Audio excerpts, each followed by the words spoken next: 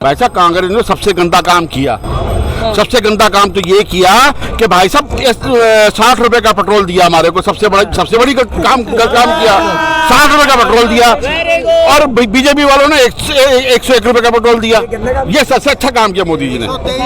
ठीक है, दूसरी बात 400 रुपए का सिलेंडर जो है, वो माता जी जो कहती थी 400 रुपए का सिलेंडर बड़ी महंगाई हो गई, वो आज 1100 का मिल रहा। 2014 में सिलेंडर कितने का था? 450 रुपए का था। 450 रुपए का था। 450 रुपए का था। ये भ्रष्टाचारी का काम है, ये भ्रष्टाचारियों का काम है। अभी का दाम मांगे देखिए 416 रुपए था। नहीं मैडम, 1240 का सिलेंडर था, उसपे सब्सिडी मिलती थी।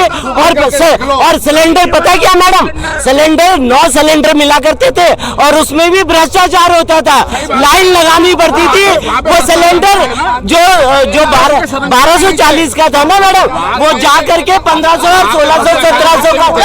वो किसी के संरक्षण में नहीं थे। आज सारे भ्रष्टाचारी ने बीजेपी ज्वाइन कर ली है। आज सारे भ्रष्टाचारियों ने बीजेपी ज्वाइन कर ली है। पहले किसी को संरक्षण नहीं था।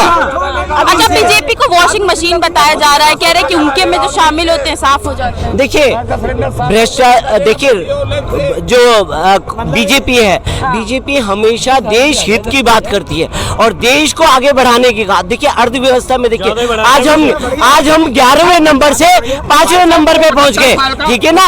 और कांग्रेस ने क्या करा 60 साल में? आज आप देख लीजिए 10 साल का 60 साल से तुलना कर लीजिए। वो 75 साल का जवान जो है वो 18 घंटे काम करता है। हमारे घर में बुजुर्ग 18 घंटे काम नहीं करते। अब उसको रेस्ट दे दो यार, अब उसको आराम दे दो थोड़े दिनों के लिए। ठीक है, अब आराम दे दो उसको। वैसे आर्मी की भर्ती के लिए 4 साल चाहिए। आर्मी की भर्ती के लिए 4 साल चाहिए। यहाँ पे उसको जब वो मर जाएगा ना अग्निवीर वाला, उसको कुछ नहीं मिलेगा, ना उसके परिवार को कुछ मिलेगा। यहाँ पे 75 साल का बूढ़ा 18 घंटे काम कर रहा है। देखिए 17 साल टीन एज होती है। ठीक है ना। अब टीन एज पे क्या करता है आदमी आज की डेट पे? आजकल टीन एज पे क्या करता है? नशेड़ी गंजेड़ी बने हुए। ठीक है, पर मोदी जी ने उनको काम पे लगाने का काम कर दिया। ठीक है, 17 बिल्कुल रोजगार दिया मैडम। देखिए आप ये देखिए 50% रोजगार दिया। अरे ये किसी काम रोजगार नहीं है। मैंने 2022 4 साल का रोजगार 2022 में पहला मेरा जब 2020 में जॉब गया था 19 में, तो मैंने 1 साल के लिए खाली बैठ के मुझे कर्ज लेने पड़े और कुछ हुआ, मतलब किस्तें जाती थी सप्ताह। लेकिन जब मेरा दोबारा जॉब लगा तो उस पर इतना टैक्स लगा कि मतलब मुझे इतनी मुश्किल हुई किस्तें देने में। उसके बाद 2 साल बाद अब फिर जॉब चला गया। मेरे पास तो कोई भी जॉब नहीं है, तो कहाँ है रोजगार? देखिए 2 साल कोरोना का टाइम रहा, सभी के साथ में कोरोना में मोदी जी ने राशन देने की काम करी। ठीक है ना। अच्छा सुनिए दुनिया में कोरोना में मैं बताती हूँ 1 सेकेंड। कोरोना में राशन दो, नौकरियां मत देना। राशन दो, राशन नौकरियां मत देना। कोरोना में राशन लेने जाए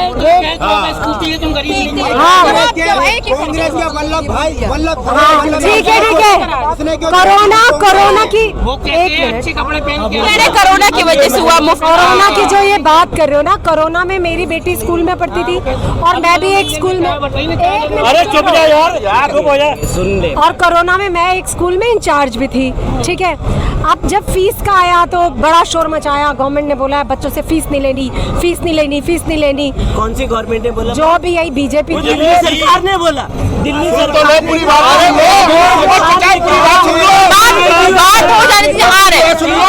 मैं हरियाणा में थी, मैं हरियाणा की बात कर रही हूँ। हर जगह बीजेपी थी।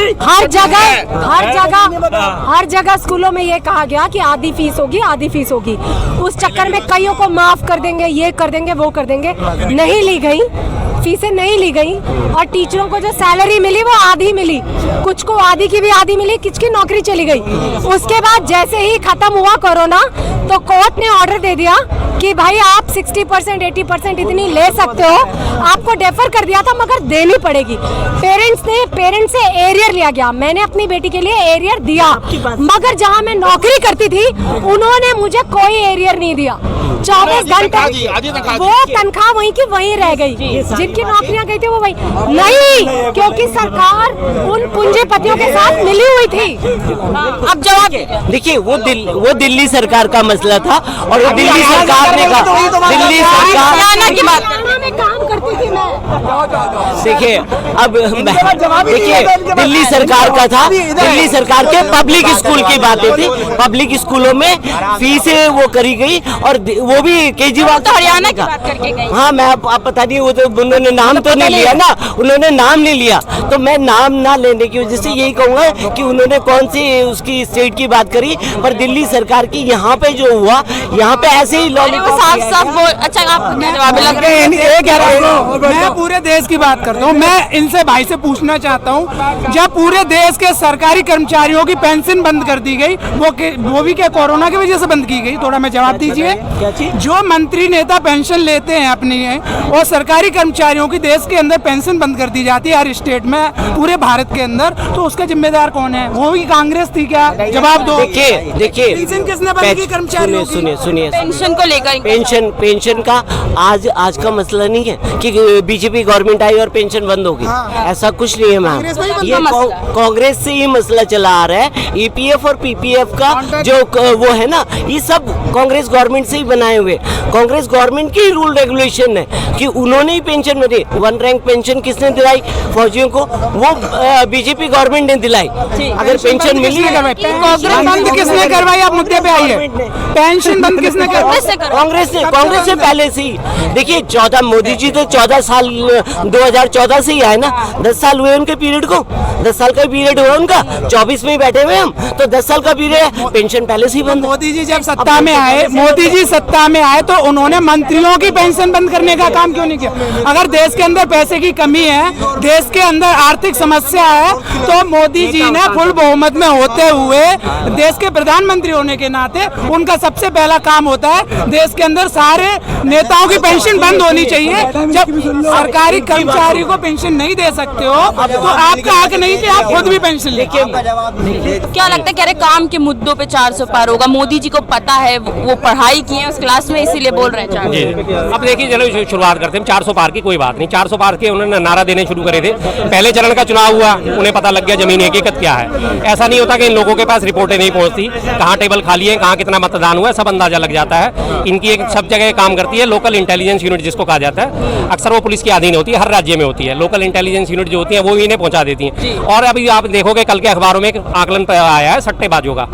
कहा जाता है कि सट्टेबाज जो है पूरे देश की नब्ज पकड़ के चलते हैं। जो सट्टेबाजों ने उन्होंने 280 सीट के लगभग इनको बीजेपी को देना शुरू कर दिया है अभी। हाँ, नहीं, भरोसा नहीं है। मैं, अरे सुनो मेरी बात सुनो, आप मेरी बात सुनो, आप मेरी बात, मैंने क्या कहा, आप मेरी बात नहीं सुनते ना, बीच में आपने काट दी। पंजाब केसरी ने छापा है कल के अखबार में, पंजाब केसरी ने फ्रंट पेज पे छापा है। मैं नहीं कह रहा, पंजाब केसरी अखबार कह रहा है कल के फ्रंट पेज पे हिंदुस्तान पंजाब केसरी के सट्टेबाजों के आकलन के अनुसार एनडीए जो है लगभग 280 सीटों तक सिमट जाएगा। और ये मात्र अभी 2 चरणों के चुनाव के बाद के नतीजे हैं, अभी तो 5 चरण और बाकी है ना। उसके बाद आप देखिए उठ किस करवट बैठता है। और ये कह रहे हैं कि मैं सट्टेबाजों पे, मैं किसी सट्टेबाजों पे यकीन नहीं करता भाई साहब। सट्टेबाजों पे यकीन करती है बीजेपी, सट्टेबाजों से चंदा लेती है बीजेपी। सेंटियागो मार्टिन सट्टा किंग ऐप चलाता है महादेव, जिसके ऊपर ये सुनिए, ये कांग्रेस ने पैदा करे हुए जितने भी भ्रष्टाचारी लोग हैं ना, ये सब कांग्रेस के बैठाए हुए सीटों पे, ठीक है ना। और उन्होंने ही सट्टा खिलवाना सिखाया है। आज ये देखिए, 60 साल तो उन्होंने ही राज करा ना, तो सट्टा सिखाया किसने? कांग्रेस ने सिखाया। और ये देखिए ना, भ्रष्टाचारी और हैं कहाँ? कुछ बेल पे चल रहे हैं, कुछ जेल पे चल रहे हैं। तो ये सब भ्रष्टाचार का ही पुतला है। आज जो है कांग्रेस जो है कहाँ पे आ गई, 2 पे आने वाली है। तो कहने का मतलब ये भ्रष्टाचार नहीं करती तो आज सत्ता में बने रहते, पर इन्होंने अब जो 2 चरण हुए हैं चुनाव के, अब हो चुके हैं। बात कह रहे हैं कि अगर कांग्रेस अगर काम न करती तो ये सारे के सारे भ्रष्टाचारी जो हैं ये सब के सब ठीक होते। कांग्रेस नंबर 2 पे आ गई।